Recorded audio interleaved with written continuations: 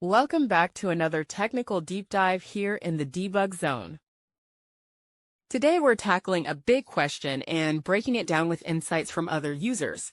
Hopefully this clears up some misconceptions and helps you get the answer you need. So buckle up, stay a little curious, and let's jump right in.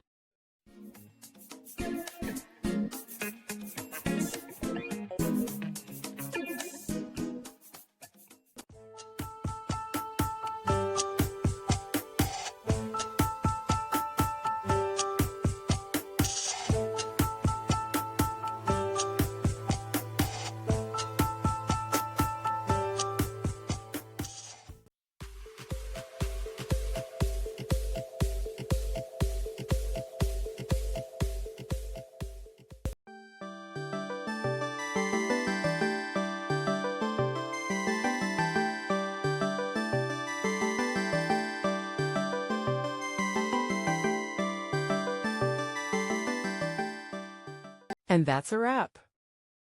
I hope you found the answer you were looking for. If you did, take a second to hit that subscribe button. It really helps out.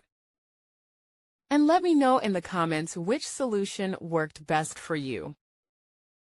See you next time in the debug zone.